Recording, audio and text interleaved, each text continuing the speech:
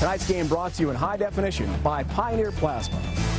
We're high atop Lookout Mountain, some 3,000 feet above Chattanooga. Named Lookout Mountain because it was a key stronghold for the Confederate Army during the Civil War.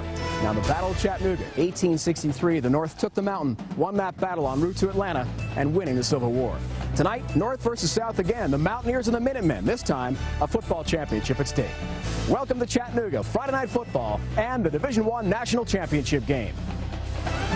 Switch it! Ready, stretch! Let's go, baby! Here we go! From Boone, North Carolina, defending champion Appalachian State looking to repeat. From Amherst, Massachusetts, UMass a champion in 1998. A sellout crowd expected as a champion will be crowned next.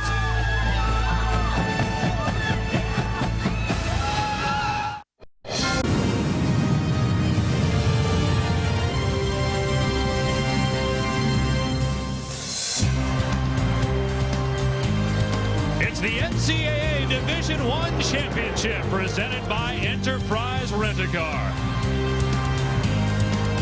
The defending champion Appalachian State Mountaineers take the field in Chattanooga.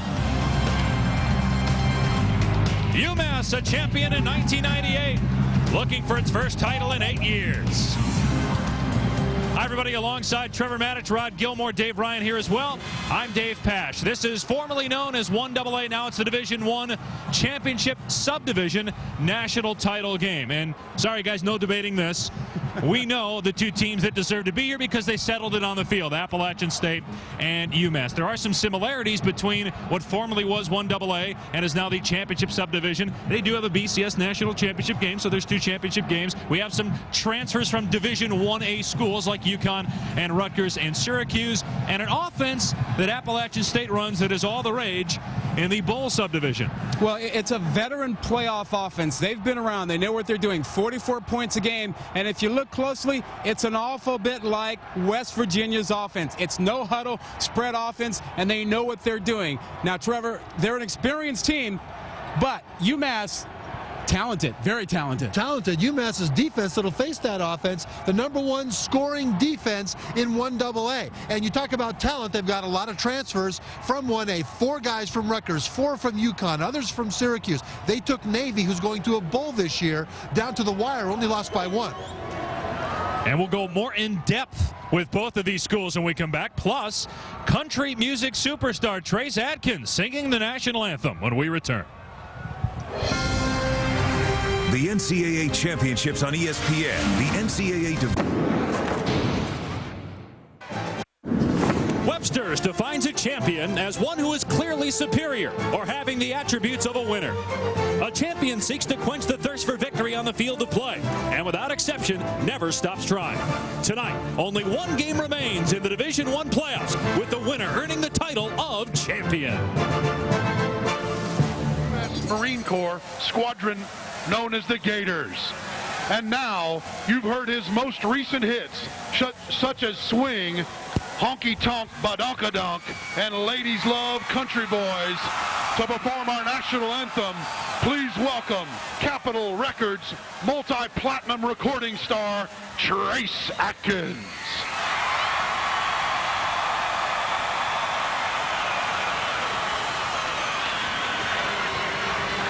Oh, say can you see by the dawn's early light what so proudly we hailed at the twilight's last gleaming, whose broad stripes and bright stars through the perilous fight o'er the ramparts we walked were so gallantly streaming, and the rockets ring by, the bombs bursting in air, they prove through the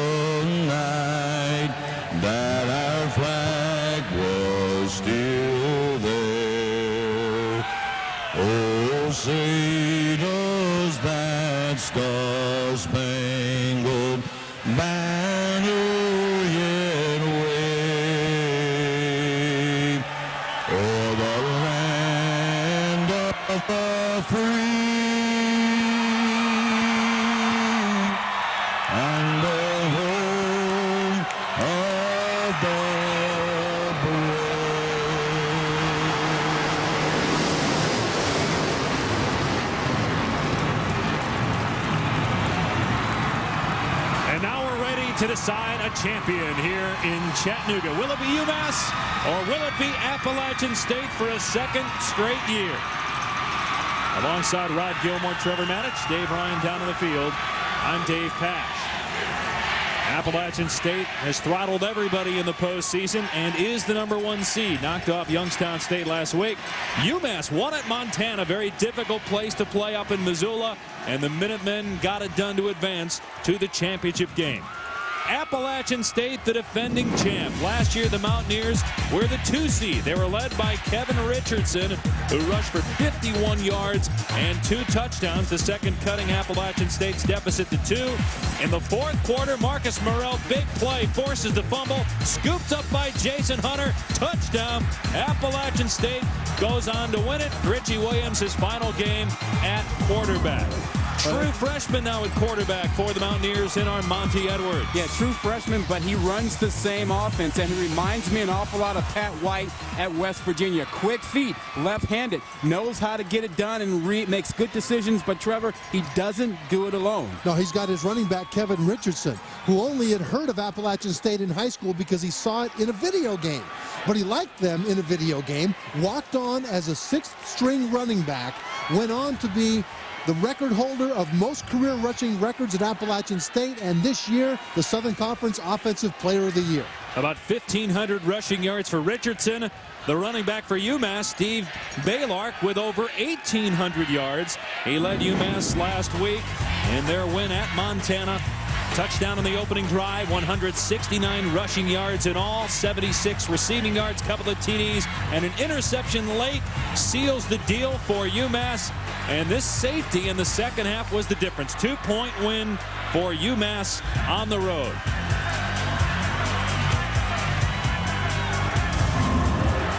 Well, here is Steve Baylark. I really like him a lot. He is as important to this offense as Ray Rice is to Rutgers, Mike Hart is to Michigan's, McFadden is to Arkansas. He's the focal point in the playoffs. They've increased his touches. Last week, 34 touches. He is the key for this offense. And he's a fine young man, a great example of what can be done with a second chance. Struggled in school, didn't like school. After his sophomore year at UMass, he had to leave to go to a community college to get his grades in order. But there, he discovered his passion from when he was a child, when his grandmother taught him art.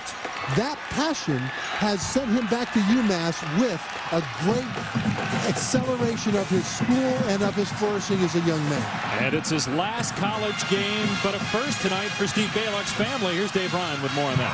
Yeah, Dave, isn't it amazing? 50th and final game for UMass star running back Steve Baylark. His family sees him in action as a college player for the first time ever. Steve Sr., Lorraine, sister Crystal are here. Steve, you couldn't make the long trip, 1,200 miles during his career up to Amherst, Massachusetts, but you're here tonight. How would you best describe the feeling of the chance to watch him play in person? Yeah, it's going to be a pleasure for the first thing. And we're here to really support our son and the whole team. We know they're going to win tonight. Lorraine, what's going through your mind here? Moments from kickoff. First time we get to see him play.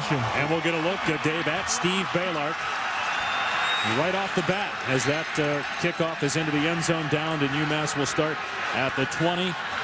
Liam Cohen is the quarterback for Massachusetts. He is a sophomore from North Providence, Rhode Island, and he was leading the nation in pass efficiency before last week when Cohen threw 2 interceptions. He dropped to 5th, but still a terrific year for the sophomore. So Cohen and the offense for UMass starts at the 20. Baylark is the lone setback. And on first down, he doesn't get much. Planted after a gain of about 3 by Cam Spear. We talked about Baylark, 4 straight 1,000 yards rushing. And Brandon London's the go-to receiver with 9 touchdowns. Rashid Rancher and Brad Lastorti, pretty good junior tight end for UMass. The offensive line, Austin Diana Miller is an All-American. Thompson at right guard and Chris Hopkins at right tackle. They'll be going up against Marcus Morrell at left end, who had 12.5 sacks coming into this game, tied for first in the country. Baylark got 3 on first down. He's out of the eye on second down. Baylark left side. There's a hole. Baylark into the secondary, all the way to the 35 for a 12-yard gain before Monte Smith makes the tackle. Appalachian State's defense 8th in the country in scoring, allowing just 15 points per game. We mentioned Burrell, Byram, and Orlebar, a tackle, and Gary Tharrington, an excellent freshman defensive end. Pierre Banks, the leading tackler, along with Roman and Monte Smith in the linebacking core. 2 All-American safeties for Appalachian State. Jeremy Wiggins this year, Corey Lynch last year. Rose and Touchdown will man the corners for Appalachian State. After a 13-yard pickup, it's first down from the 35. 3 straight running plays to Baylark.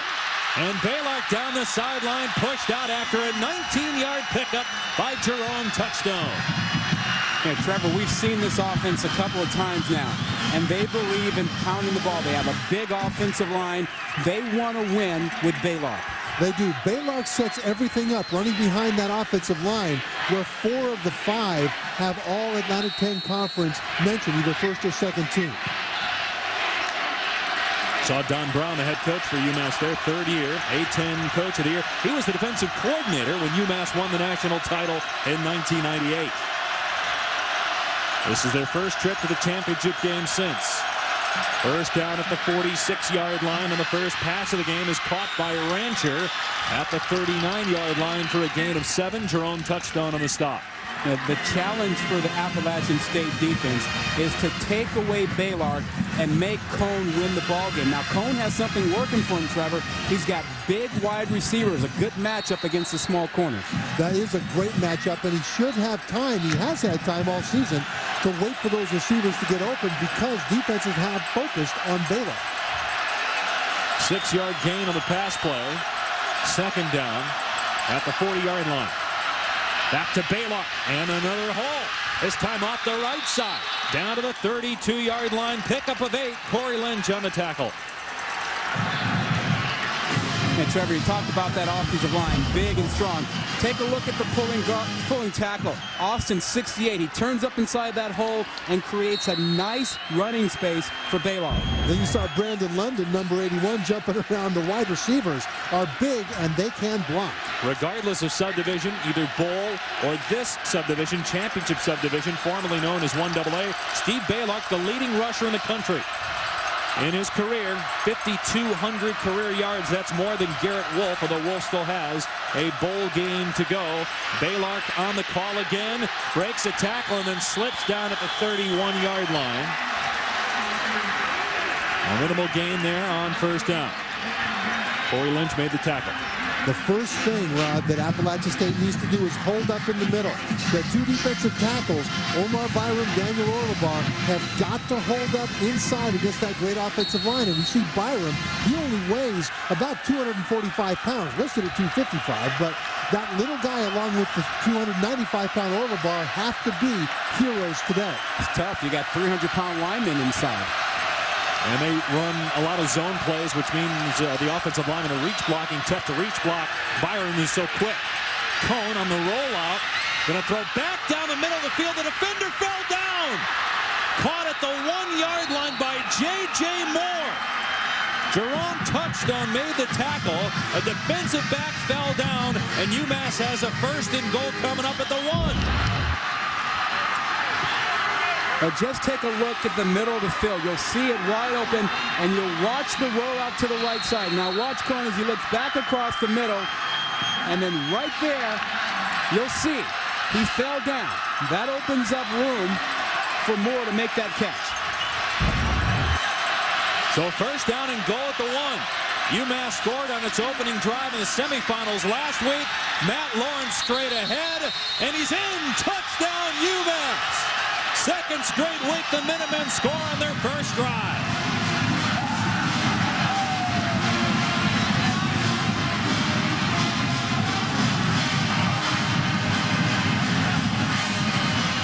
The running of Baylark sets up that play action by Cone. They get the big play in the passing game, setting up the 1-yard touchdown run by Matt Lawrence, his second rushing touchdown this season. We talked about transfers. He is a transfer from the University of Connecticut. Chris Copeland on for the PAT, and UMass strikes first.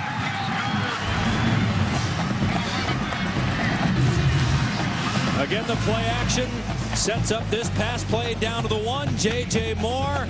And then the rush by Lawrence. And UMass takes an early lead. First touchdown. UMass dominating teams in the first quarter this year. Now Appalachian State's turn. James Hill back to receive. Chris Copeland's kickoff.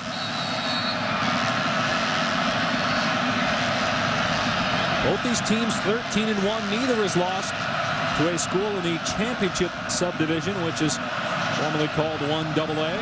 UMass has only lost 1 point at Navy. Appalachian State's only lost, and he gets leveled at the 25-yard line. Big hit by Brandon London on special teams. Now let's go back to that pass play that set up the touchdown. Trevor, take a look here. There's Marcus Morrell. He's a great pass rusher, but you have to keep contained on the quarterback. If you don't, you got trouble. That's exactly right. And the running game, so successful in this series, allows Cone to have no pressure on him at all because Morrell was chasing that run. And then Touchstone falls down, leaving Moore wider. Now we get to see Appalachian State's offense averaging 44 points per game in the playoffs. They run it on first down to Kevin Richardson, not much. No gain on the play. True freshman on Monty Edwards from Greenwood, South Carolina. He was the 5th player ever in Division I football with 2,000 passing yards and over 1,000 rushing yards in a season. Just the 2nd freshman to accomplish the feat. Missouri's Brad Smith in 2002, the other Frost to do it. Well, Edwards was not the starter when the season began, but came on in about the 3rd game of the year. On second down, Devin Moore gets the call to the 32-yard line for about 5 or 6 yards. Kevin Richardson, 26 rushing touchdowns on the season. Dexter Jackson, Corman, and Mayfield, who has 61 grabs on the year, is the go-to receiver. Up front, they've got a true freshman at left tackle, and Mario Acatelli. Kerry Brown is a first-team All-American. Suttle, Robertson, and Eisenhower, a 2-time All-American, make up the Appalachian State offensive line. Big 3rd down and 4, otherwise UMass's offense back on the field. Edwards to the air, completes it. First down. Richardson past the 45 and out to the 46-yard line. A gain of 14. Well, this is why this freshman quarterback is so successful. He's under pressure. They bring the blitz. He throws off of his back foot and keeps his poise to deliver that ball to get the first down.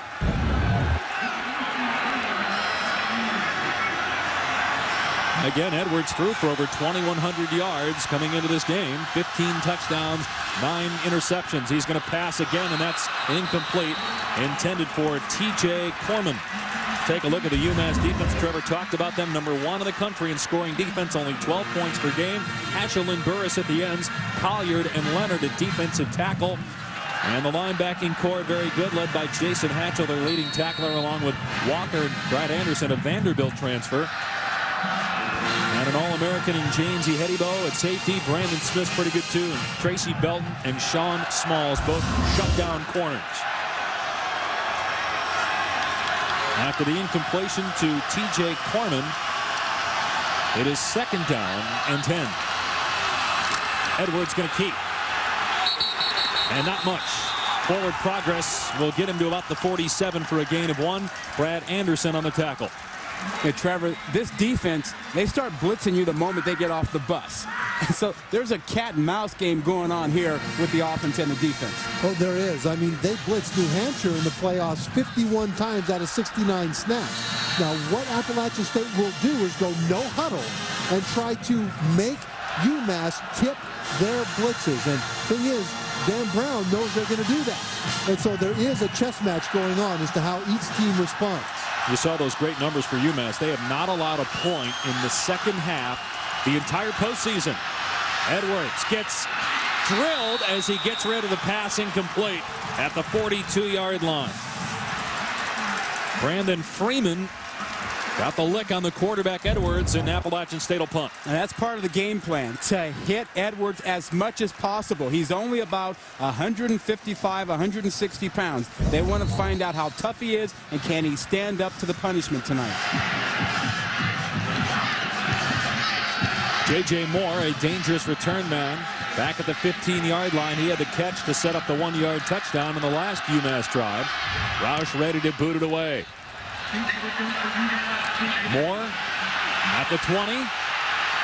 Breaks 2 tackles and now goes down at the 17-yard line. Mike King made a tackle on special teams. Not much for Armonte Edwards and Appalachian State on offense on its first drive. The cave, you don't want to drink that water, Trevor. I know you're thirsty, but stay away. The water there is 4 times higher in magnesium count. Well, unless I'm short on magnesium. I've heard you had to cut down. Doctor's orders. UMass with a first down from its 18-yard line. Baylor. Tough yards for Baylor. He just hammers and splatters the pile at the 20 and gets about 4 before Corey Lynch makes the tackle. UMass on its first possession with eight plays and 4 first downs. They did not even need a third down in that opening drive.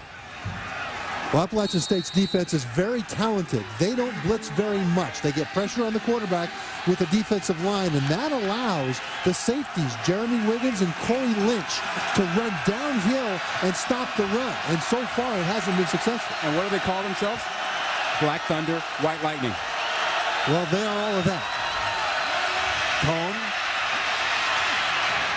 throws a strike to Brandon London. First down at the 34-yard line. Very close as to whether indeed it was a catch. And by the way, we do have replay tonight. The normal replay system that is used in the bowl subdivision. We have an SEC replay crew tonight. Trevor, twice we've seen Cone get outside of the pocket. Those defensive ends haven't been able to contain him. He throws well on the move. If you let him get outside, he'll be really effective. Appalachian State with 12 sacks in 3 playoff games, but they haven't been able to get any penetration yet. Tim Washington, a Syracuse transfer. Just as I say that, penetration into the backfield. Jacques Roman, middle linebacker, makes the play for Appalachian State. Loss of 1 on the play. Well, they run right at number 44, Marcus Morrell, who is tied for the lead in sacks nationally in 1AA. And that's one way to negate that pass rush. Now, Jacques Roman, terrific play right there. But interesting strategy by UMass to run at the pass rusher.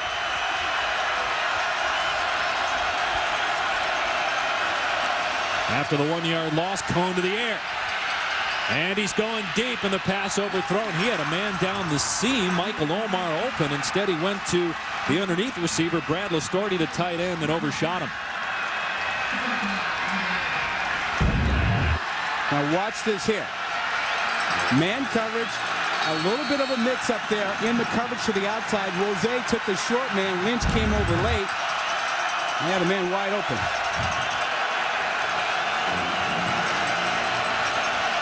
Third down and 11.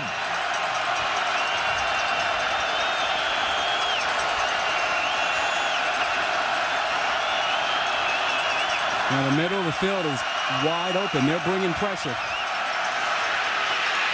Cone gets rid of it. Incomplete. Intended for Rancher. Justin Wose on the coverage. UMass will punt it away.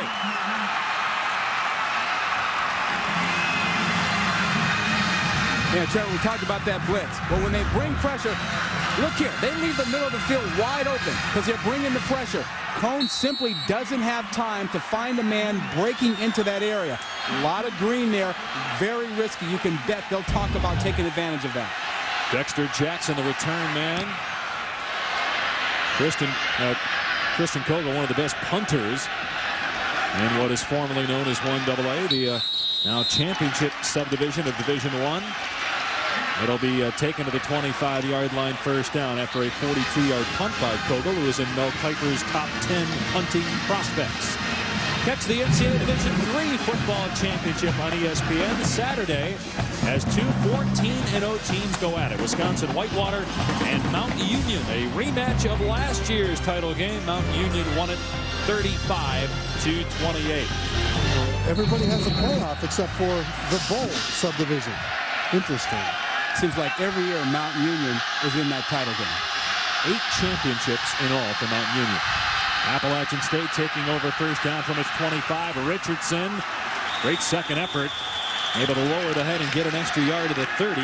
Jamesy Hedibo and Sean Smalls team up to make the tackle. There's the National Coach of the Year in what is formerly known as 1AA. Jerry Moore, his 18th season at the helm of Appalachian State, won a championship last year, the first team national championship of any kind in Appalachian State's more than 100-year history a year ago. Now what they just did was line up to see what UMass would do. There are still 12 seconds on the play clock. Then the coach from the sideline calls the play. Edwards keeping on second down. He gets the first down and then gets lit up by Jamesy Hedibo, but he did get the yardage and he pops to his feet. Okay, one of the things I'm watching for is really how many different guys will hit Edwards. And they're trying to make sure that they confuse him with the looks that they give to defend the option. They want a different guy getting a shot on him. And did you see the snap back of his head there? Watch this. Bam! Jamesy Hedibo compares himself to Brian Dawkins, and you can see why on that kind of a hit. He calls himself a warrior, you know? He has a lot of reverence for the game of football. Very passionate about it. Edwards not very big. Listed at 165, but come on. What do you think? 155? 150? Yeah, okay. The pitch to Richardson. Nowhere to go. Brandon Smith, the other safety, comes up and makes the big stick at the 35 for a loss of 2. Let's bring Dave Ryan in. Well, Dave, you guys talked about Jamesy Hedibo, a fantastic leader for this team. His description to us from Don Brown, the head coach, that James is a fire-breathing dragon. Intense, passionate, never has a day where he doesn't act like a leader. And to back that up, he wears a wristband with the word respect on it. Doesn't feel UMass has been respected throughout this entire run to the Division I National Championship game. With hits like that a couple plays back on Edwards, he gets respect, doesn't he? Eddie Hedibo is dedicated this year to his late father, who died of kidney failure back in 2000. Hedibo playing for him this year. Not much on Richardson's carry as Sean Smalls came in from his corner position, and that's another loss of 1. And here's that big hit with the helmet snapping. Hedibo is an absolutely confident, charismatic man. He believes completely in his ability to assert his superior manhood on the football field. Now, he's a humble guy off the field, but on the field, he is the alpha male, and he is proud of it. Eddie Hunter on that play. He said yesterday, you know, it's like back in the old times, you know, warriors and whatnot. It's football, it's a physical game. If you're not going to do it, why play it? Here's a corner blitz that's picked up on third down, and almost a great catch at midfield. Instead, it's incomplete. Josh Johnson almost pulled it in.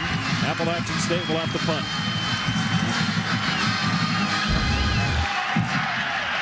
Edwards has got tall wide receivers.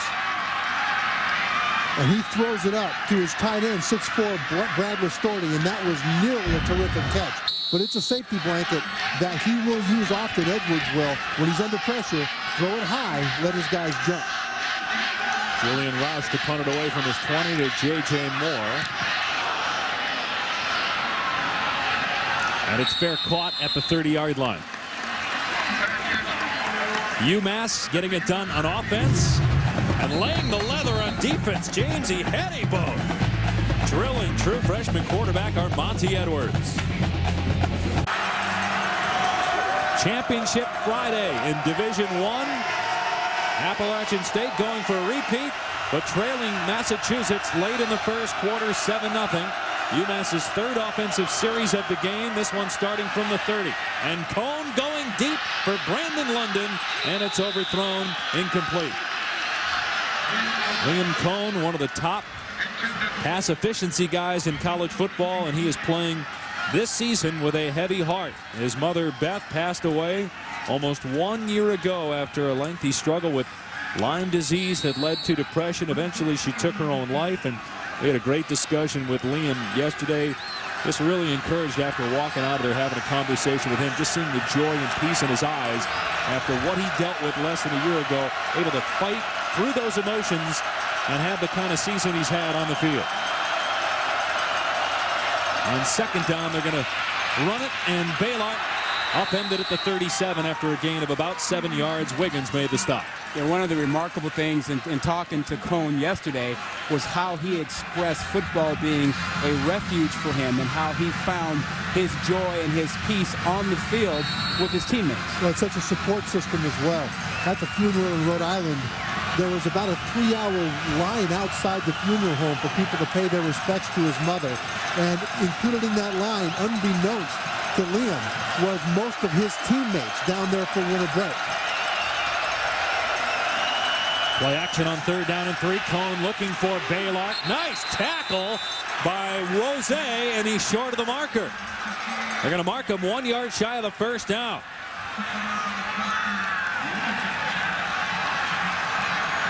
It'll be 4th and 1, and UMass will boot it away. Nice hit by Justin Rose, a junior from Winston-Salem, North Carolina. Yeah, a big-time tackle because he's given about 50 pounds to Steve Baylock, and he just handled him on the sideline there.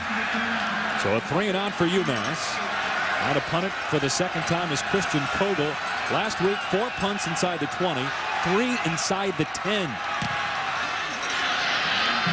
And this backs Jackson up to the 10-yard line.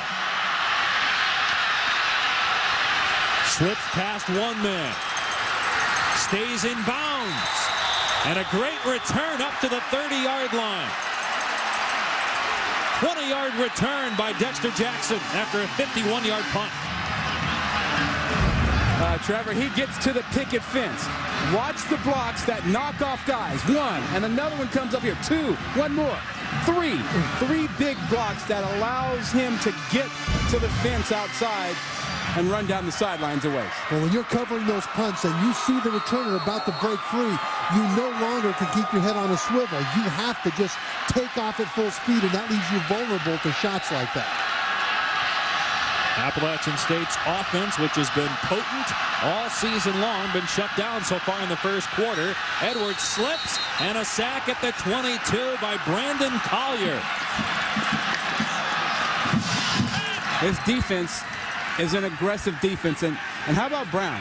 You know, the head coach, he calls the defensive plays. He's the coordinator, and when we talked to him yesterday, he said he wasn't quite ready to call the game. And he was tied up all week with media and everything else that he hadn't focused enough on his game plan. But by late last night, he said he had it under wraps. He's ready to go. About 2, 3 o'clock in the morning, he had it ready. Yeah, the players were ready to go. It's just that he hadn't got his list all the way set yet. Edwards takes off. All the way up to the 43-yard line for a 20-yard pickup. That's how dangerous Edwards is. Ran for over 1,000 yards coming into this game. And Rod, here we see part of the West Virginia influence. Notice that there's 3 here, 2 here, nobody here. Everybody is spread completely out, and this is a quarterback draw all the way. Break through that first level, nobody there until the safety. Yeah, when you run a quarterback draw, you've got man-on-man blocking up front and a great athlete behind it. And a pretty good throw by Edwards on first down into UMass territory to the 45-yard line to Dexter Jackson. Yeah, you can call the right defense, but when you've got an athlete who gets on a roll like Edwards does here, the confidence, you see it. He threw that ball with a great deal of confidence right to the spot where expected Jackson to be. Kevin Richardson on first down. This is going to be an Appalachian State touchdown.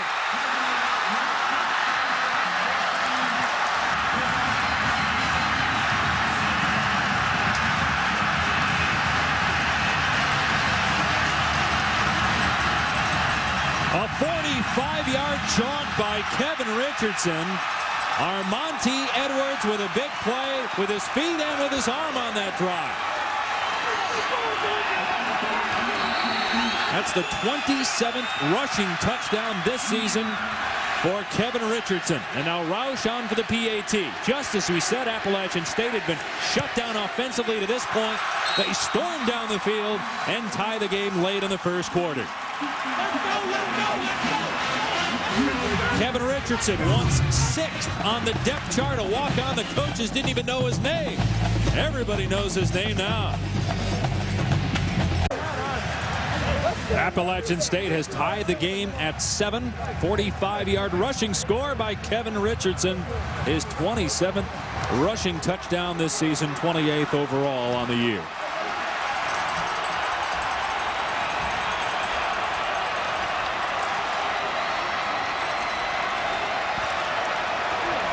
This stadium seats about 20,000, more than half of the fans here in Chattanooga rooting for Appalachian State. It's about a 4.5 hour drive from Boone, North Carolina to Chattanooga.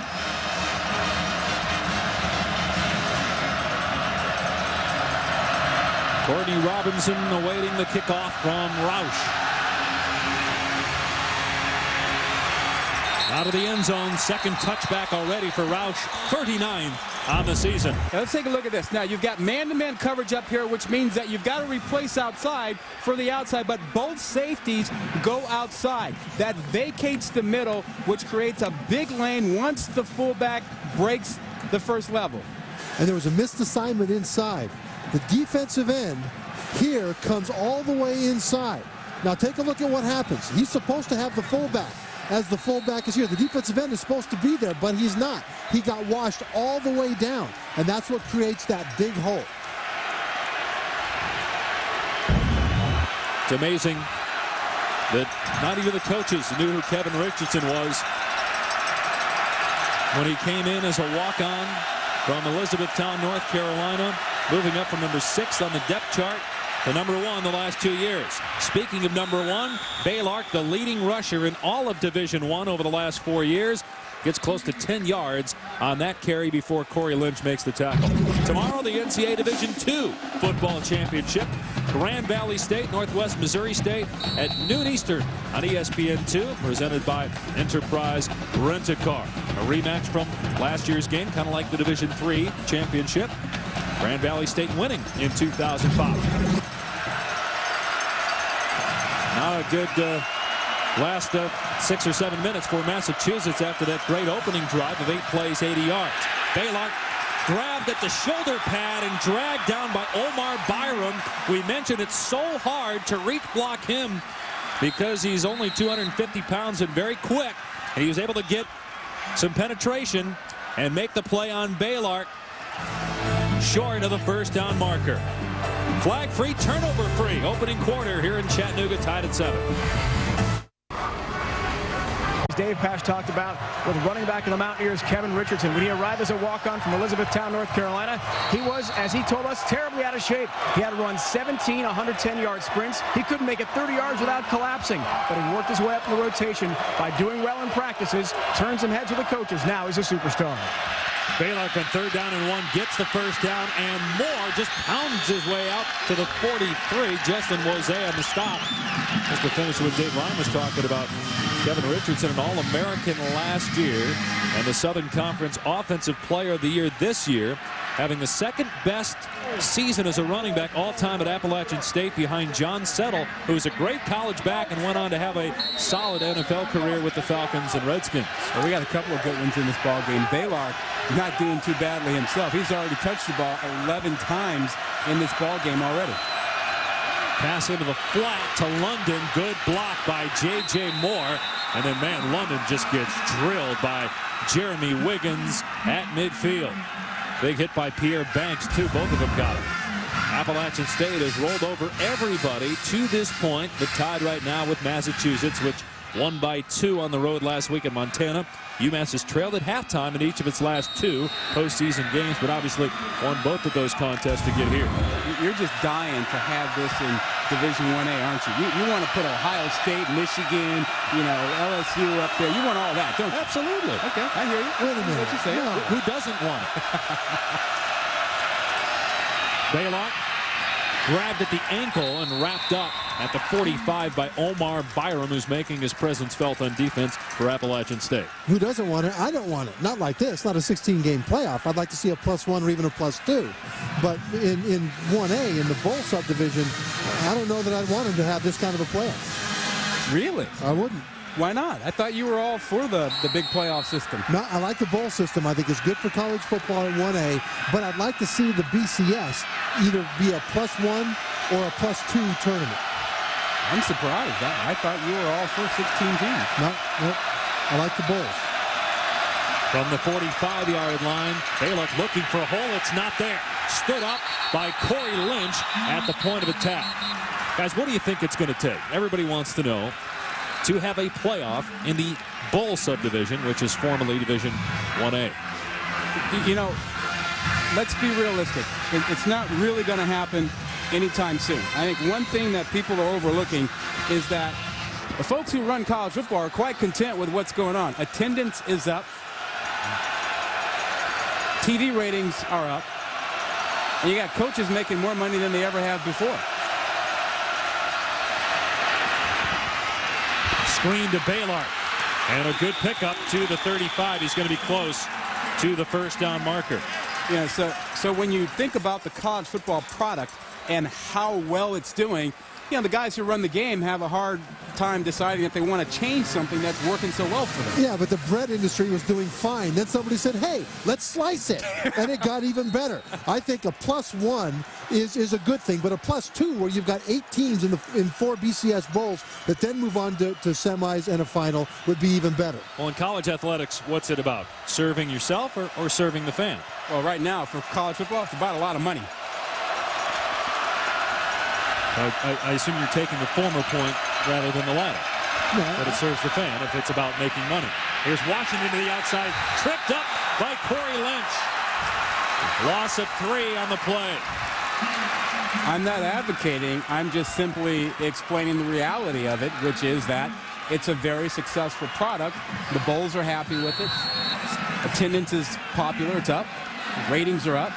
And so a lot of people are content with it the way it is. Now, if things were really in the basket, not doing well, you'd probably have people advocating at every level to change it right away. Second down and 13. Cohn finds London on the slant to the 25-yard line.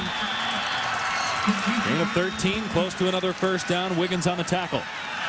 As long as the running game for UMass continues to excel like it has, Liam Cohn is going to have a stellar game. It doesn't hurt that his receivers go at about 6'5" and 6'4" against corners that are listed at about 5'7" and 5'10". And those corners with less safety support and coverage because they're all trying to stop Baylor. Who do you think's going to get the ball right here? Probably the guy that wears the number 5. Yeah, 5 or that S as in Superman. And it's a first down to the 23-yard line. It was Baylor, or the same number that Marcel Shipp wore in 1998 when UMass won its last national championship, and Shipp ran for 244 yards and 3 touchdowns. And he didn't want the number. And the coaches gave him the number because they thought it was good for him that he ran like Shipp, and Shipp was so successful, gave him something to aspire to, and he didn't really want to have it, but he's got it. And he's got that number, but he's standing next to big number 62 there in the huddle. Alex Miller, All-American. Note that on that 3rd and 1, Superman Baylock ran right over the top of Superman Miller. First down to the 24. Here's an end around to Omar inside the 15. Penalty flag down, our first marker of the day. Omar is down as well at the 12 after he got the first down.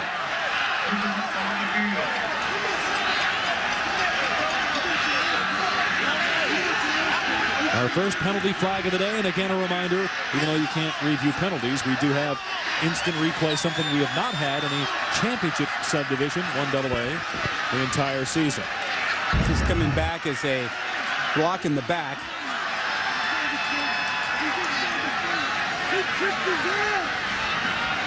Well, it looks like they probably got number 1, J.J. Moore for that, but... Holding, offense, number 1. 2-yard penalty, into the run, still First down. Gateway Conference officials. We had Gateway Conference officials in Montana last week.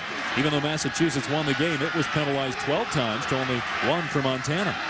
And not a block in the back was actually a hold, and Moore did have a hold of him.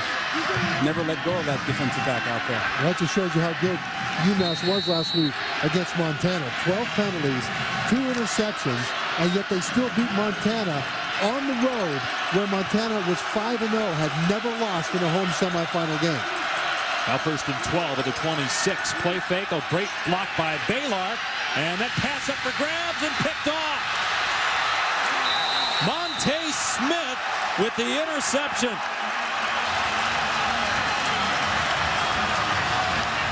An All-American defensive end, Marcus Morrell, was in the face of quarterback Liam Cohn. Well, guys, we saw Cohn do this last week, throwing late over the middle under duress. And last week he had one picked off too. That time he didn't quite feel the pressure coming from the right side. But watch the effort by Smith here. That's a tremendous play by a guy that used to be a defensive end. And Marcus Morrell, number 44, most of the time is told to go get the quarterback, play the run on the way to the quarterback. So he gets there fast. He got away with one too. Could have been roughing the passer. Hit Cohn with his right hand right in the helmet. Edwards on 1st down, taking off. Jets into the secondary to the 33-yard line. Gain of 14 on the play.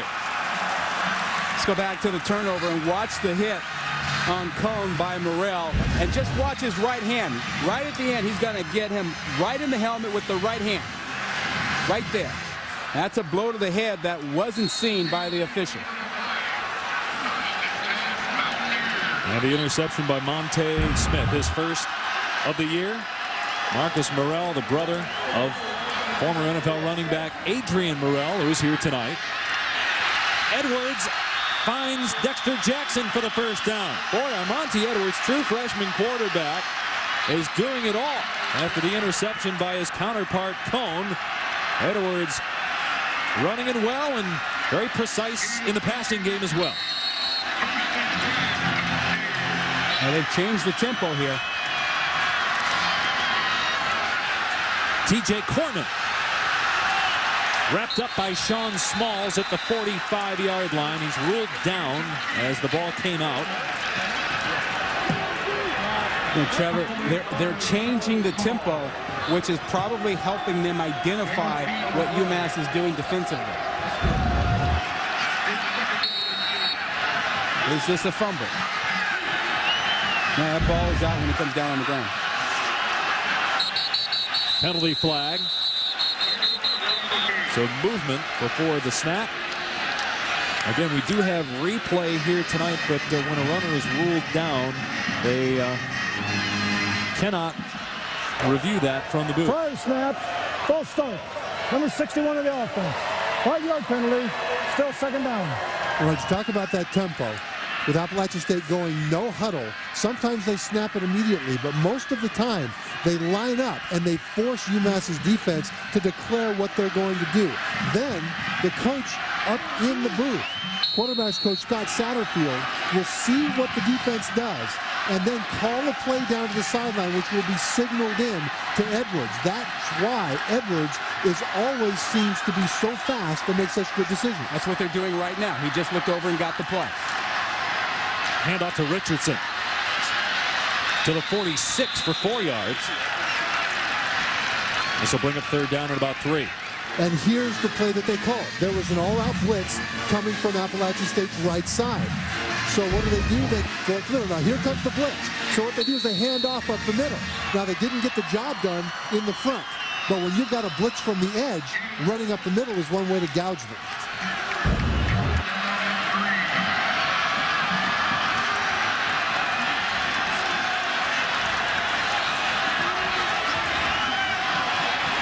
The last 8 plays, Appalachian State with close to $120. And a lot of those on the ground from Armonte Edwards. He pitches to Richardson. Going to be close to the 1st down. Tackled by Dominique Milton. And they're going to spot him short.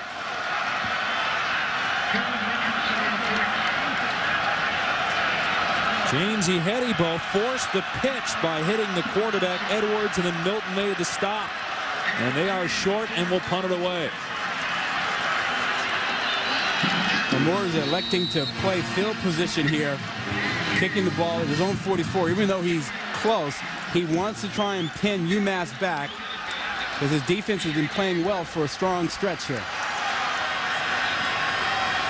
Roush will punt to J.J. Moore.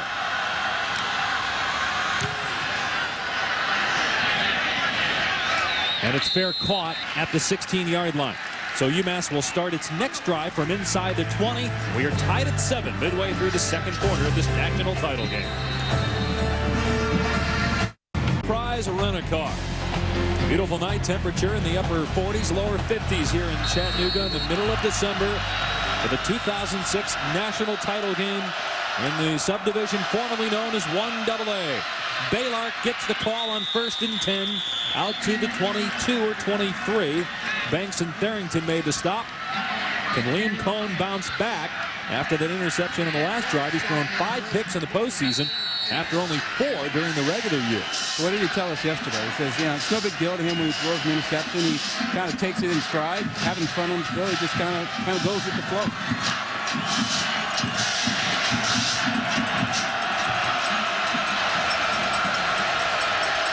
It's a good run or pass down here on 2nd and 3. Lawrence to the 36-yard line. Great ball fake by Liam Cohn. Some of the defenders followed Cohn and Baylor. Then it was Matt Lawrence, the up man, who had the ball. First down, UMass. And one thing we haven't seen much of is you see the fake here. Nice fake. Everyone thinking about number 5 Baylor. Come right back with Lawrence. We haven't seen UMass use their screen game much. Last week, where they threw about 15 screen passes. Not tonight. They threw a lot, and that was to slow down the pass rush. But so far, the pass rush has only been in effect one play, but that play was an interception. 89 yards on the ground for UMass. Baylor with a lot of those yards, but not this time. Pierre Banks with the stick. At the line of scrimmage, no gain on the play. Baylor having more trouble running the ball in the second quarter.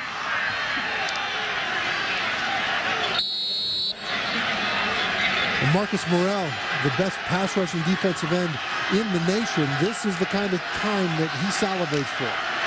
2nd and 11.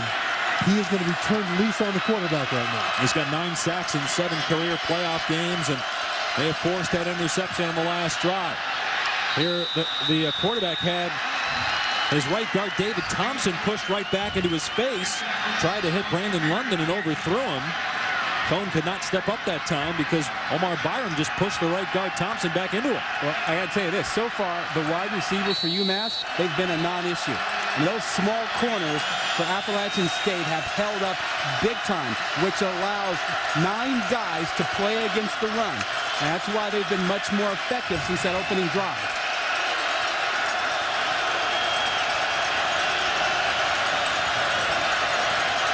On 3rd and 11. Cohn with time.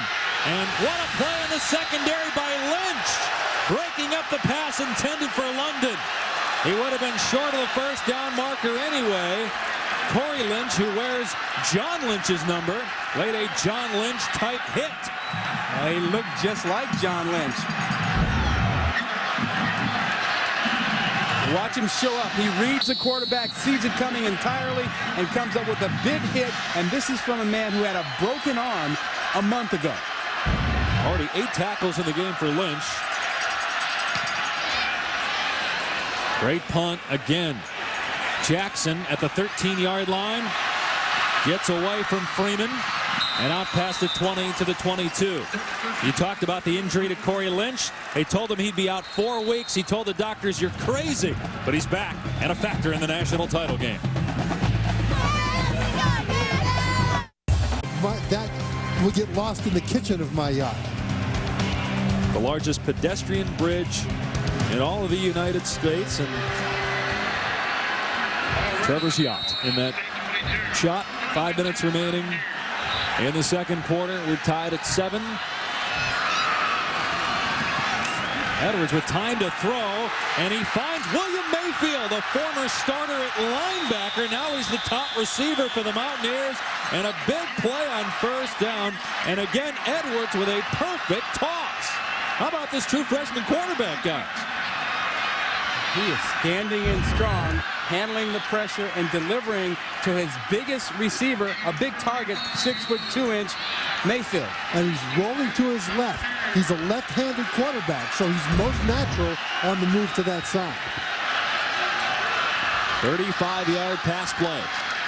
From the 43-yard line, Richardson nosedives to the 39 for 4 yards. Michael Meggett on the tackle. Let's bring Dave Ryan in again. Well, Dave, just amazing to think Armani Edwards, just an 18-year-old true freshman quarterback with his team on the verge of a national championship. He told us he's been surprised with how much older players look up to him. He says he's still shocked when veterans of the Mountaineer team asked him what to do in terms of sets of the offense. He is very calm. We saw him yesterday. What was he doing before our meeting? Taking a nap. And he's taking over for a senior quarterback that played in this championship game a year ago, and Richie Williams. Edwards gets about 1. And Appalachian State running this offense for the 3rd straight year because of Richie Williams. They went to this spread offense because Williams could run, and it's a perfect offense for his successor, Monty Edwards. Well, they'd always had good defense, but the offense wasn't putting up points. And so Jerry Moore, the head coach, sent his coaching staff to West Virginia and to Bowling Green to learn this offense, and it's produced a national championship and now in the championship game. And a 2,000-yard passer, 1,000-yard rusher, and Monty Edwards, just the second freshman to accomplish the feat. Brad Smith, the other in 02. And this offense works for Edwards because he ran this offense in high school. So it was very easy for him to adapt to it here at the college level. Timeout UMass, 2 remaining for the Minutemen, 3 left for Appalachian State.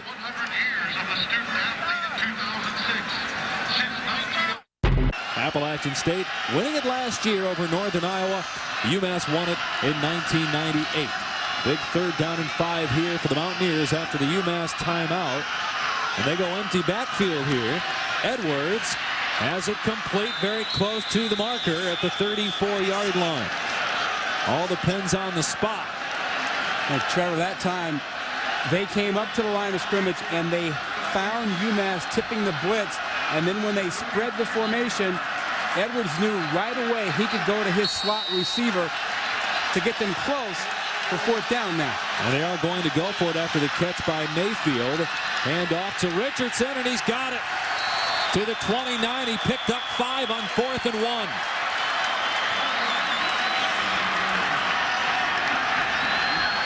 Appalachian State with all of its timeouts remaining. Well, that time they didn't wait. They got up and snapped the ball immediately, a different tempo. Edwards gets the play from the sideline. Now calls it out. And some movement by the right side of the offensive line.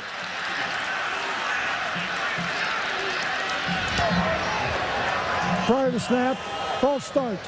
Offense, number 62. 5-yard penalty, still 1st down. That's right tackle Matt Eisenhower. Catch every dig, block, and spike of the NCAA Women's Volleyball Championship. Number 2 against number 1, Stanford and Nebraska in the title game. Saturday at 9 Eastern, the NCAA Women's Volleyball Championship presented on ESPN2 by Enterprise Rent-A-Car. You know what, Rod, playing football, running into 300-pound guys never really bothered me, but I don't get how a volleyball player can dive and dig out a spike that's coming in who knows how many miles an hour with their forearm. That seems to me to be pain. On 1st and 15, Devin Moore to the 25-yard line. Moore had 86 yards, including a 25-yard touchdown last week when Kevin Richardson banged up his shoulder. And Moore's done well on 2 carries in this game.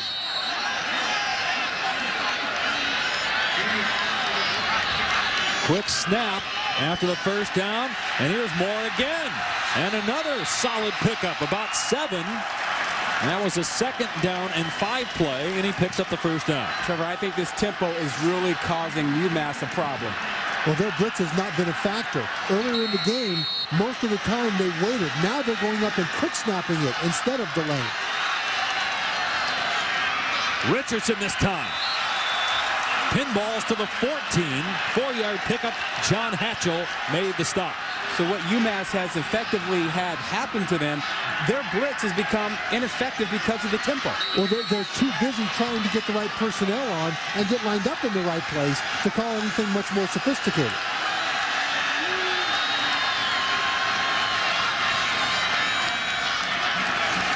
Devin Moore, another true freshman. That's 4 carries now for Moore. And he gets maybe 1 on the play. Now, we asked Don Brown about this because he's the head coach, but he also calls the defense for UMass. And he said that they're going to go ahead and blitz anyhow. And he said they're going to try to fake blitz to try to get Appalachian State out of this rhythm. But so far, it's Appalachian State that is dictating the pace. 3rd down and 5 as we approach the 1-minute mark. Again, 3 timeouts remaining for the Mountaineers. Edwards creating space and taking off and getting the first down. Pushed out by Brandon Smith. 1st and goal coming up for Appalachian State. Well, here's one of those fake blitzes. UMass had what they wanted on this play call. They faked the blitz to the offensive left side. And then they backed out. And that's why when Edwards looked downfield, nobody was open. UMass won that part of it, but then the athletic ability of Edwards took over. And he broke out of the pocket and made that gain. 1st and goal from the 6. He just got the play that time. They froze UMass to figure out what their defense was. Hand off to Richardson. It's a touchdown, his 2nd of the game.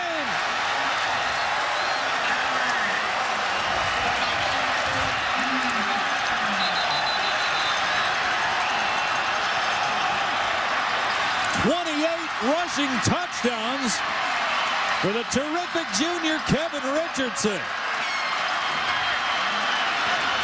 Former walk-on, no scholarship offers, making a name for himself.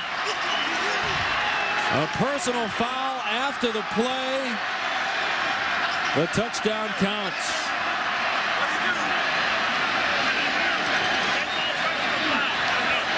Richardson had 2 TDs a year ago in Appalachian State's win over Northern Iowa in the title game. Personal foul on the defense, number 16. 15-yard penalty will be assessed on the kickoff. Touchdown. An 11-play drive, 9 of those plays, running plays, culminating in a Richardson touchdown.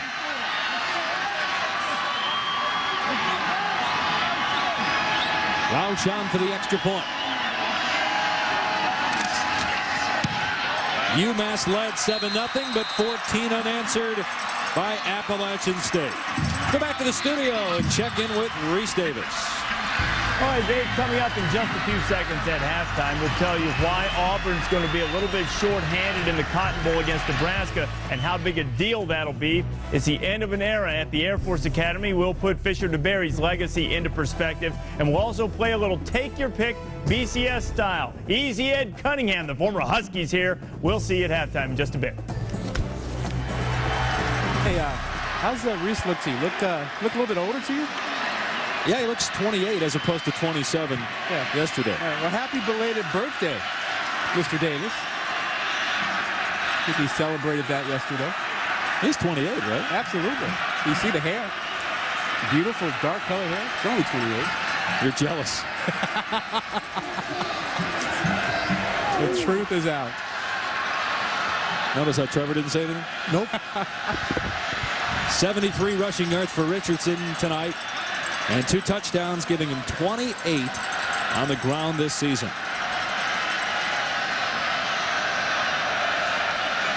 Hurt his right shoulder, missed some time in the semifinal game, but told us yesterday in our meetings that he's 100%.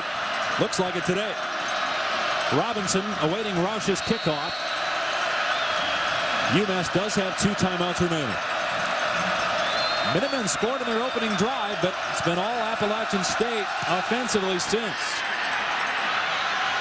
And with the penalty after the touchdown, an easy touchback, getting the 15-yard penalty in. Let's go back to the touchdown here. Look right here. You want to see the edge. Watch how they handle the edge, and you get nobody in position to force the ball back inside. You get a good block with the lineman coming out there, number 62 Eisenhower, makes all the difference. And Rod, look how Eisenhower gets around and squares his shoulders. He's squared up now. There's nowhere that Sean Smalls can go and not get blocked. Screen to Baylor. Breaks one tackle and then slips down at the 33-yard line. They'll stop the clock to move the chains, and again, 2 timeouts remaining for Massachusetts. This is where that personal foul penalty that was assessed on the kickoff matters, because there's not much time left, and UMass will have less time to get down for a field goal potential. Cone rolling out, trying to keep it on the sideline. Hits Moore, who steps out after making the catch at the 36, so the clock stopped with 24 seconds to go in the half.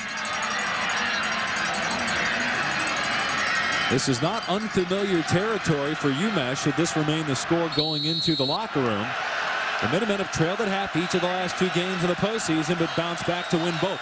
In fact, they have not given up a point in the second half in 3 playoff games, outscoring teams 29-0 in the second stanza in the playoffs. Cone steps up, finds Moore, and UMass, you would think, would call a timeout here. They've got 2 left. First down to the 46. Clock stops to move the chains, but Massachusetts going to call a timeout anyway. So 1 left for Don Brown's team. Don Brown, the defensive coordinator in 1998 when UMass won it under Mark Whipple, who is now the quarterbacks coach with the Pittsburgh Steelers. Trying to win it as a head coach, but his team down by 7, trying to get some late points here at the end of the half. It's the NCAA Division III football championship on ESPN tomorrow. A pair of 14-0 squads. Mount Union, which always seems to be in the Division III title game, won it last year over the same Wisconsin Whitewater Warhawks. They do it again tomorrow, 4 Eastern. The Division III football championship presented on ESPN by Enterprise Rent-A-Car. Well, you need about a 17-yard pickup here if you're UMass to give yourself a shot at a field goal. And Chris Copeland has great distance on his kickoffs. He's a very strong-legged kicker. He's got one from 48 yards this year.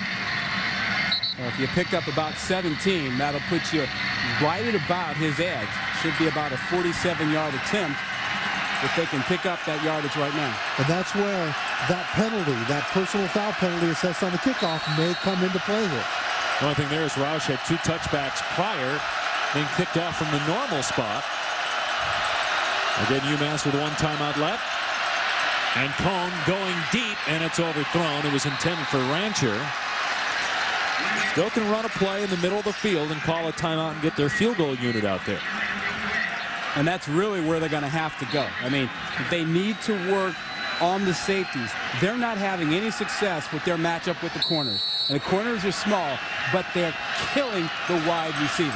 And right now, those 5'8", 5'7" guys are beating the big guys that go 6'4", 6'5". Now, that's been the story since UMass got a touchdown in its opening drive. Because they've done a pretty good job against the run, Appalachian State has. Getting rid of it as Cone was getting hit by Morrell. 9 seconds left in the second quarter. And you're right. That's the biggest difference. On that opening drive, they really played a little soft and cautious. Then they turned their corners loose. And once those corners locked onto the wide receivers, that freed everybody else up on the defense to play run defense, and it's been a lot harder for UMass. Jerome Touchstone and Justin Rose are small, but they're not afraid to press at the line of scrimmage and then bail out and cover man. Again, UMass can still get a play in the middle of the field and call a timeout. It has 1 remaining. Cone gets hit once, twice, and now he's sacked. Byram and Morrell wrap him up, and that'll be the final play of the first half.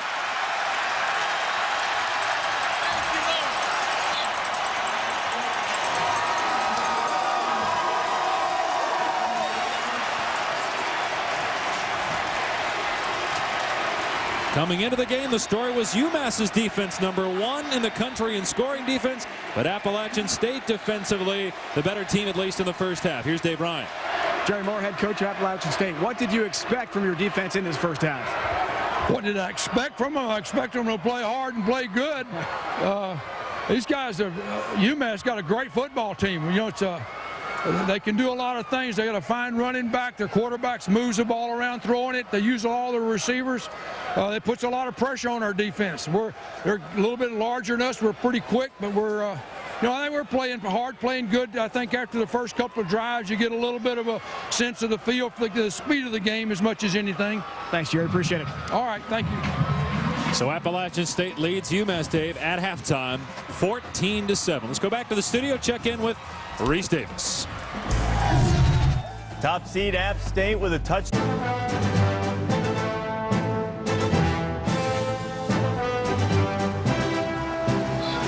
A champion will be crowned tonight, 1/2 away from doing so.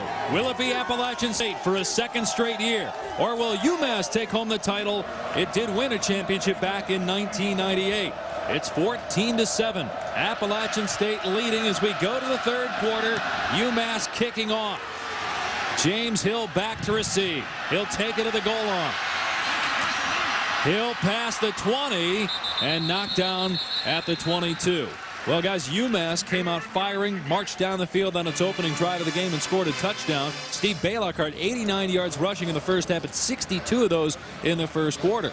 No big plays out of the wide receivers. The corners are really hurting them. I think UMass has to move their receivers to get away from the press coverage or use more slot formations. Otherwise, they're going to struggle to get big plays. Yeah, and defensively, UMass blitzed 18 times out of 31 plays. For UMass, that is positively timid. They need to trust their corners to lock up man-to-man and hit that line of scrimmage hard to make something happen.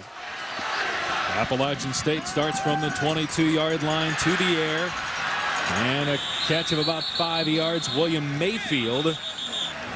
Edwards pretty good throwing into the first half. He's now 7 of 10 passing at over 90 yards. And over 7 yards of play for Appalachian State in that first half. 5.5 for UMass. Well, both teams have been able to run the ball, but as you mentioned, second quarter, not a lot for UMass. Neither team getting big plays in the passing game. UMass trailing at halftime for the third straight playoff game. It was down by 3 against Montana last week and 1 on the road, shutting out Montana in the second half as Richardson doesn't get much on second down. In fact, UMass has not allowed a point in the postseason in the second half. Well, part of the reason for that is the dominance of that offensive line and Baylark. Against Montana, they held the ball for over 20 minutes of the second half. That helps your defense. Baylark had a $169 on the ground against Montana, and as mentioned, 89 in the first half and only 27 in the second quarter. There's a pass that's dropped, and it's ruled incomplete. Intended for Richardson out on the flat, so it's going to be 4th down and 4, 3 and out for Appalachian State. Good start for UMass's defense. All 3 of those plays, Don Brown had his defense up at the line of scrimmage. All 11 guys started up, and the only guys that bailed out chased receivers deeper on routes. That's the pressure at the line that we talked about they needed to adjust. And it's an adjustment to the tempo issue. If you're at the line of scrimmage, you don't have to worry about showing your blitz or disguising it. Roush to put it away to J.J. Moore. Short kick. And Moore muffed it, but he falls on it at the 46-yard line. Now, we talked about Baylock outstanding in the opening quarter. Yeah, he showed you his quickness, his ability to change directions in confined space, his power on the goal line to get the 1 touchdown. And then how about the way that Richardson brought back Appalachian State? Well, this is the guy that couldn't run a series of 100-yard sprints when he first got there, and now he runs for long touchdowns. That was the mistake right there. The only turnover of the opening half. Appalachian State capitalizing Richardson's second touchdown. What will Baylark do in the second half tonight? Marcel Shipp, who wore that number back in 1998, ran for almost 250 yards as UMass won its first football national championship. Good start for Baylark in the second half. He's into Appalachian State territory to the 49-yard line for a gain of about 5. Wiggins and Lynch team up to make the tackle. And I did like what I saw in the first play out of UMass. They moved one of their wide receivers off the line of scrimmage in motion. And when you do that, that makes it harder for the corner to get his hands on you. And so he can't stop you at the line of scrimmage. That should open up the passing game if they do that. They have to keep moving guys like Moore.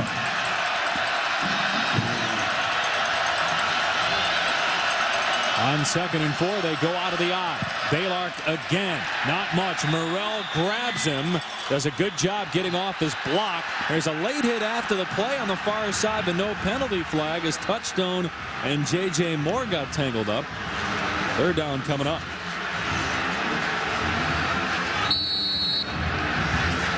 Appalachian State also crowding the line of scrimmage. Everybody up on the line, man coverage, and to try to run in that kind of circumstance is difficult. Remember that UMass controls the second half with Baylark in the running game. Appalachian State knows that, so they're trying to get numbers on the line. And a timeout that UMass has to burn here early in the 3rd quarter. Back in a moment. Appalachian State by 7. Division, formerly known as 1AA. Appalachian State trying to win its 2nd straight title. UMass with the ball in Appalachian State territory, and on 3rd and 4, Cohen's pass is dropped by Tim Washington, and so the Minutemen will have to punt it away. A waste of great field position. They started that drive at their own 46 and then had to burn a timeout after a 2nd down play. The second half, I think, will be big for Cone. Baylark will be the target of App State's defense. Cone must step up and move the chains. Next 3 drives into Mountaineer territory without any points. Only touchdown coming in the opening series of the game. Dexter Jackson on the punt return to the 22-yard line, tackled by James Ihedibo on special teams. Dave Ryan earlier caught up with Don Brown, and let's check in with Dave. He's down on the field right now. Yeah, Dave, just spoken to a couple of moments ago during halftime. He said he wasn't that concerned about the fact UMass didn't get a lot of points on the board, just 7 for a team that scores more than 28 a game during this season and into the playoffs. He said we had one bad throw on the Liam Cohen interception. As Trevor said a moment ago, they have to establish Steve Baylark in the second half. He said, hey, let's take care of our own business. We'll be okay in the second half against the Mountaineers. It was a good pickup for Baylark on 1st down, Dave, but unable to do anything on 2nd and 3rd in manageable situations, and so they go 3 and out. Monty Edwards keeps, and a good job by UMass to string that play out, and they lose yardage on 1st down. Don Brown told us yesterday that that's the strategy to stop this spread option, to string it out outside. Don't give them the yards up the middle, and when the quarterback keeps and runs outside, use the sideline as your friend. Well, and the other thing they need to do now is they need to force Edwards to throw the ball moving to his right. We saw in the first half, he can do it moving to his left. It's a little tougher when he moves to his right. You know, they keep blitzing from his right, though, so it's hard for him to go that way. Monty Edwards, a true freshman quarterback, has been terrific all year. Throws another bullet to Jackson for the 1st down. Belton on the stop. But a gain of close to 20 and a 1st down for Appalachian State. See, they keep blitzing from the right. And so he'll stay in the pocket, and with very good pocket presence, sees that blitz coming and gets the ball out quickly.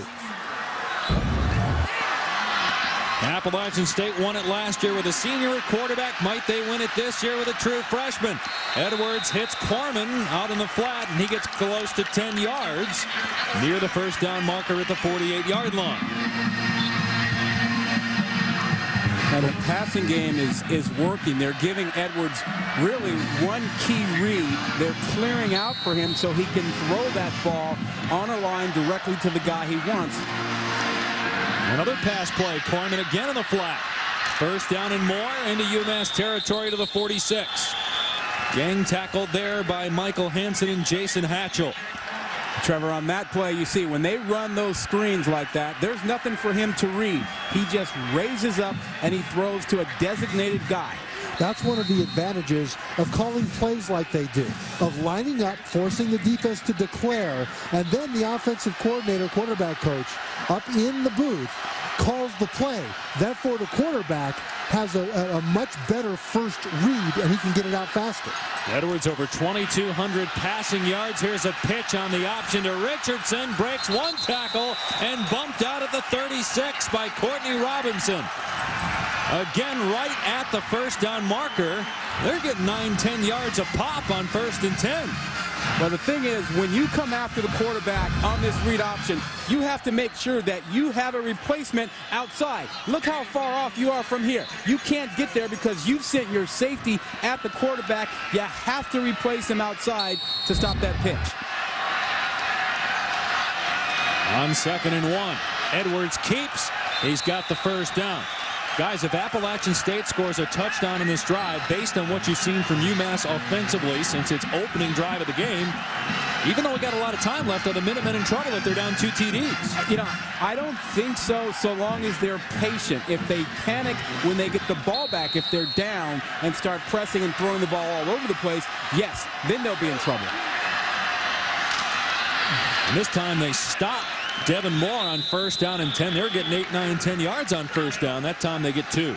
And keep in mind that UMass does have weapons on offense. When you've got a dominant running game, it tends to accelerate and become more effective as the game goes on if you stay with it. And so their point scoring should accelerate. Jason Hatchell made the tackle, and he's banged up. It's not a surprise to see him injured. Both Jason and his brother John have been banged up throughout their careers here at UMass, but they seem to play through every injury. Jason's playing with a banged-up shin, and how about his older brother John? He's playing with a torn ACL.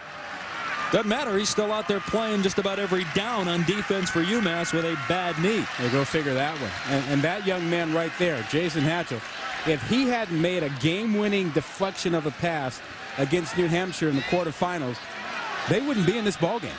I mean, New Hampshire was about to score and win the ball game. He knocked the ball away that allowed them to advance. And he did that with a contusion on his shin that was giving him tremendous pain. Got to sit out at least one play here. 2nd and 8 from the 30-yard line. Edwards on the option, and it's a pass play. Wide open Mayfield can't make the catch.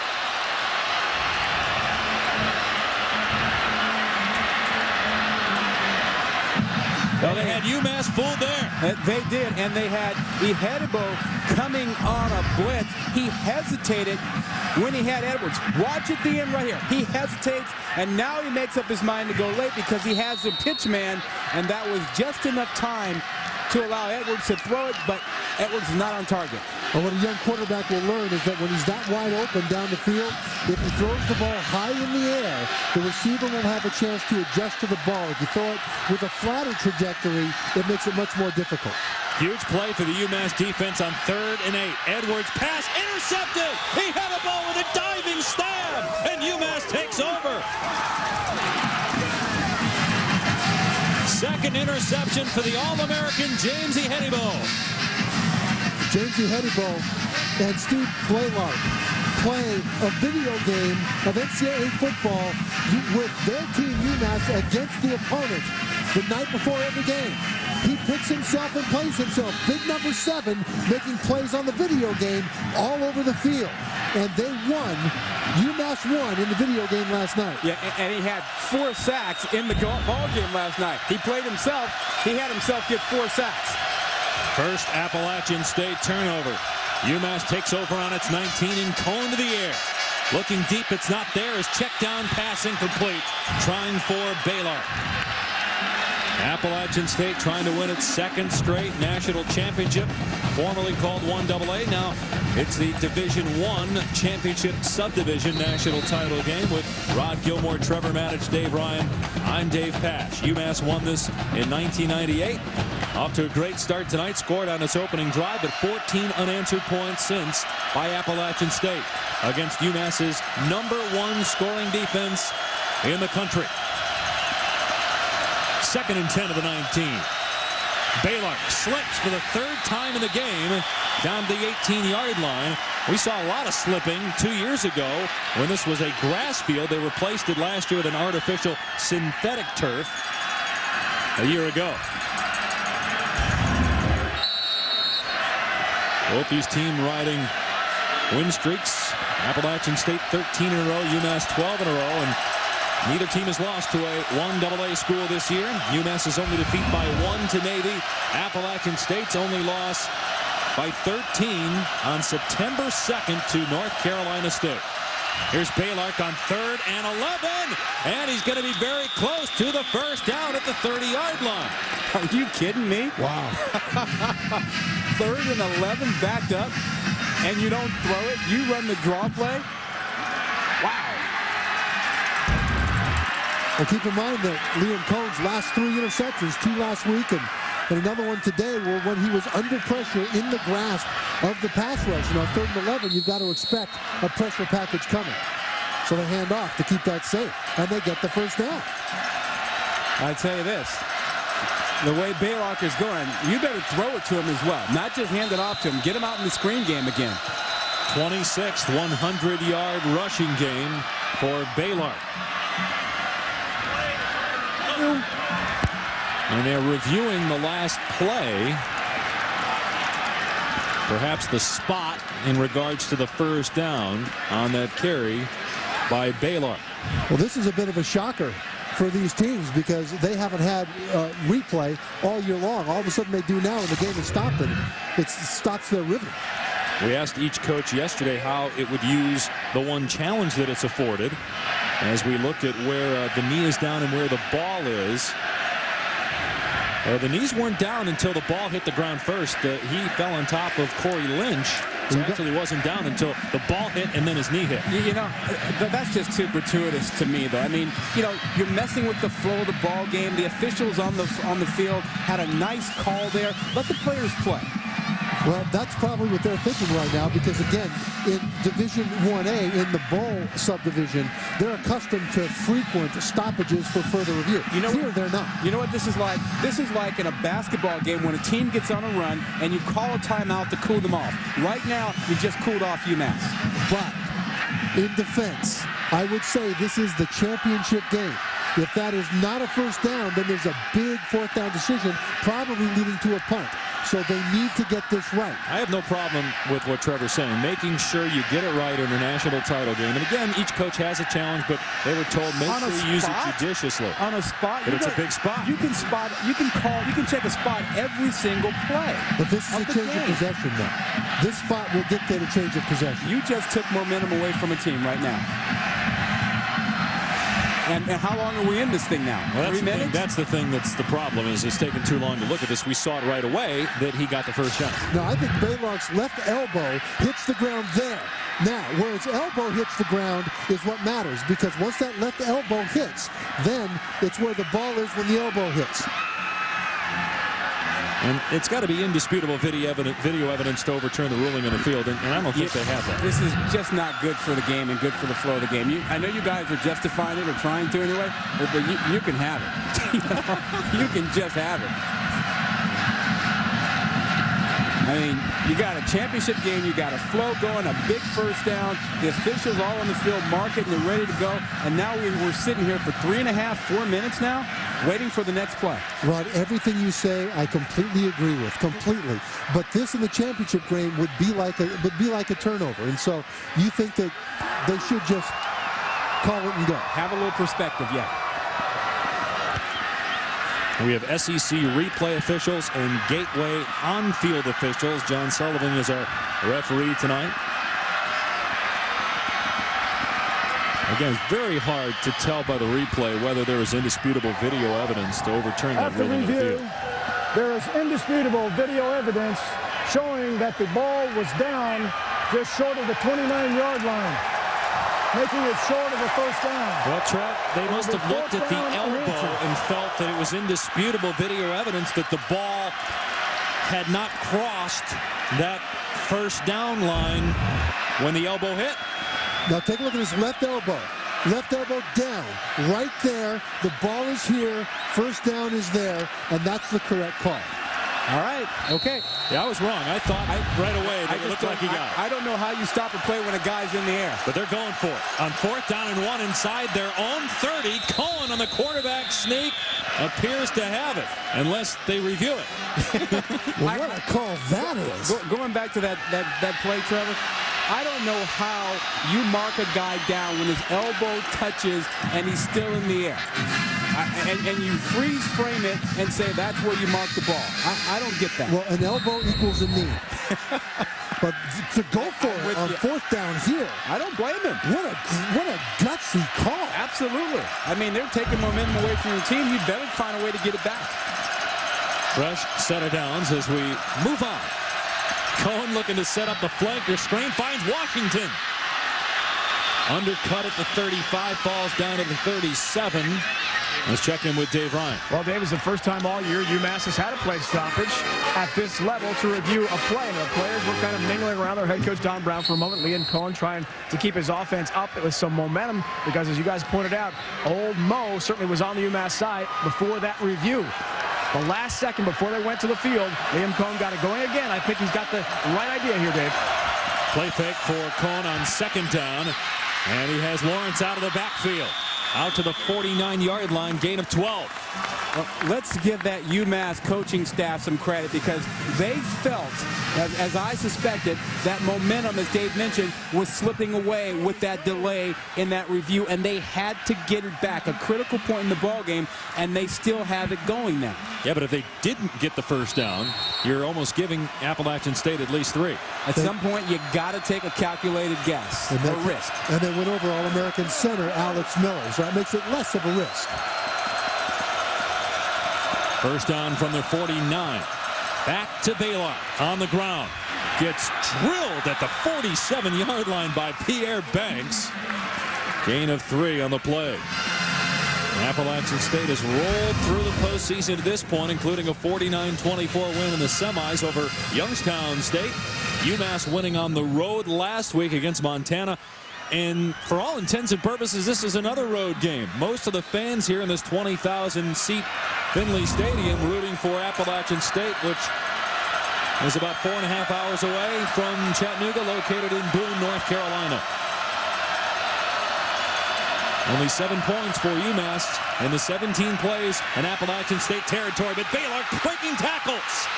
Running behind J.J. Moore, finally grabbed by Monte Smith and brought down at the 21. Big play by Steve Baylor, and a first down inside the 25. That is his 24th touch of the game already. Now just watch the moves he makes in a confined space. One move there, another move here to get to the outside. He changes direction in a small area very well. Well, and then he's got the burst to get out and get extra yards, which he didn't have the last 3 years because he's lost weight this year. He's quicker. Steve's parents, Steve and Lorraine, driving up from Orlando to watch their son for the first time. They've never seen him play college football until tonight. First down to the 21. Baylor clipped at the 20, got 1. Cam Spear made the hit. And what did Baylor tell us yesterday? That he was jealous of his teammates whose families were there after the game to greet them and take them out to dinner and the like, and he's really missed that. And so he was so looking forward to having his parents here. So for the first time in his collegiate career, after the game, his parents would be here. He's approaching 2,000 rushing yards on the season. Right now in all of Division I, over the last 4 years, he's the leading rusher. He's got more yards than Garrett Wolf, although Wolf still has a bowl game to go for Northern Illinois. On 2nd and 9, Cohn finds Lawrence, and he's tackled on the far side at the 17 by Touchstone. Looked like he may have had the tight end Lastorti elected to go to the underneath man and still got positive yardage. Lastorti has been the missing man in this game. He didn't have a reception in the first half, and yet he's one of the best receiving tight ends in the country. He's one of those weapons that we talked about coming out of halftime that UMass has yet to employ. Well, he may have to be important down here because those tall receivers are still struggling with the corners. Now down here, you'd think those receivers would have a chance at a jump ball, but they may not. They just can't seem to beat these corners. And how about this? UMass has to call another timeout. Only 1 left for the Minutemen, and we still got 4.5 to go in the third. Massachusetts, second timeout of the half. 3rd down and 6 coming up for UMass at the Appalachian State 17 when we come back. Won national championship, but it is the Trail of Tears. Fountains a tribute to the Cherokee Indians and the journey they were forced to take to the reservations in Oklahoma. They were rounded up from several southern states, sent to Chattanooga to begin their relocation. Strong, very strong, very strong. Big 3rd down and 6 for UMass. Cohn with time. And a strong throw to Lastorti, and he is going to be called in. Touchdown, UMass! What a play by Liam Cohn on 3rd and 6 to get a touchdown and a chance to tie it.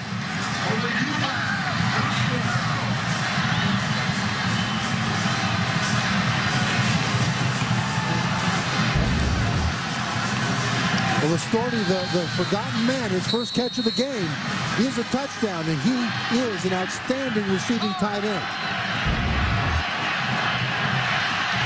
Chris Copeland on for the extra point. So UMass goes for it on 4th down and 1 inside its own 30 and ends up getting a touchdown out of this drive. A 17-yard pass play on 3rd and 6. Liam Cohn, his 26th touchdown pass of the season, finding Brad Listorti. 14, Brad Listorti with a touchdown catch. His 3rd of the season. We're even at 14. 4:22 to go in the 3rd as UMass went for it on 4th down and 1 inside its 30-yard line. An 11-play, 81-yard drive. If UMass wins this game by a tight margin, that decision to go for it on 4th down deep in their own territory will come back as one of the coaching decisions of the year. This is the Division I football championship subdivision. It's the national title game, formerly the 1AA national championship. Appalachian State won it last year. UMass last won it in 1998. First time in 5 years, 2 former champs meeting in the national title game. James Hill on the kick return for Appalachian State. Like he shot out of a cannon, just up the gap to the 25 and to the 28-yard line. Let's go back to the touchdown now. Your tight end Listorti is here. He's going to run this route. But the key is over here. Great cover by the corners. They can't beat it, so they simply run the corners out of the... Appalachian State takes over on its 29. Armani Edwards getting the play in from the sideline. And on the read option, handoff to Kevin Richardson. Gaping hole. Richardson hard to bring down. Finally, Sean Small stops him in UMass territory at the 45. Richardson's this year's Southern Conference Offensive Player of the Year. He learned how to be a college football player from last year's Player of the Year. Richie Williams, the quarterback. When he first came here, he got into Richie Williams' hip pocket and did everything he did to prepare to approach the game, and now he is making plays like that just like Richie did. Ex-walk-on, no scholarship offers for Kevin Richardson when he came to Appalachian State. He's got 28 rushing touchdowns this season, including 2 in this game. Devin Moore into the game at running back, and he picks up some healthy yardage, about 5 on the play. Charles Walker made the stop. Tomorrow, the NCAA Division II football championship. Grand Valley State and Northwest Missouri State, a rematch from last year's title game won by Grand Valley. It's presented on ESPN2 at noon Eastern by Enterprise Rent-A-Car. Here it's a 2nd and 5 for Appalachian State. Game tied at 14. Ball on the UMass 40. You see number 7, Hedebo, walking in, walking out, trying to get in position to bring pressure. Edwards hit as he throws, and it's dropped. Daniel Bettis, who last year had 8 touchdowns, but has not been used a whole lot at tight end this year, had a chance to catch it. And actually, there's an opportunity for Smith to pick this ball off. He doesn't get there, and you're right. Bettis dropped that one. Perfectly thrown ball for him. Edwards had Brandon Collier right in his face and did well to throw a perfect pass into traffic. You know, they don't have to throw the ball here, Trevor. They have an opportunity to go for it on 4th down because of where they are. They could run it twice. Shotgun snap to the true freshman quarterback, Edwards. This time, Bettis hangs onto it, but it appears he's going to be shy of the 1st down. Another big hit by Ihedibo. And will Appalachian State go for it on 4th down? It appears they will. You know, I'm not so certain that Hedebo hasn't been the best player on the field tonight. UMass trying to get players in and out, trying to get the right to personnel on the field. Now they set the ball and start the clock on 4th and 1. Handoff Richardson. Great second effort. Diving for the marker and more to the 32. Tripped up by David Burris, but he kept the feet moving. Appalachian State not rattled at all by the blitzing of UMass, by the importance of the situation. A lot of veterans on this team were here last year, and they are not freaked out by being in a pressure situation on fourth down. Over 1,600 rushing yards for Richardson now in the season. Over 100 tonight. Appalachian State's 2 out of 2 on fourth down in this game. From the UMass 32. Richardson again grabbed at the ankles by Jason Hatchell, who is back after going out of the game earlier in the quarter due to injury. Trevor, that's the one play that has hurt UMass all night long. The read option with the inside give to Richardson. They've played everything else reasonably well, but that one play has hurt them all night. Well, it's because they've got guys in position assignment-wise, but keep in mind that all 5 offensive linemen are either first team or second team all-conference performers. They're blocking. Pickup of 6 for Richardson.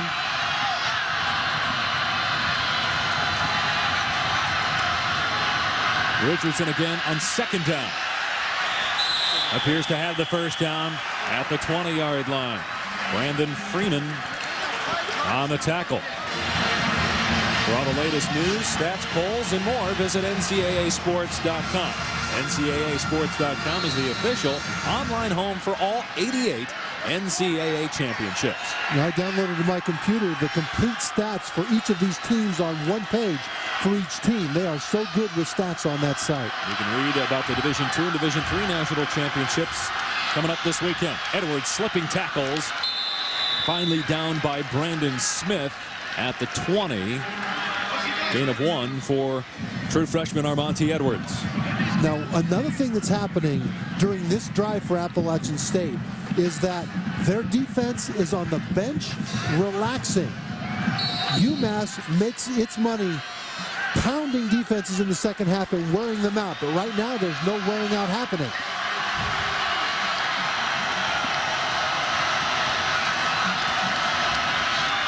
Edwards and Richardson. I don't know if that was just typical read option where Edwards is waiting to the last second or if there was some confusion there, but Edwards gets to the 17-yard line.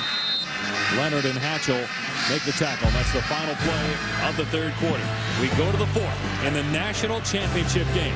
We are tied at 14. Appalachian State trying to repeat. UMass looking for its first title in 8 years.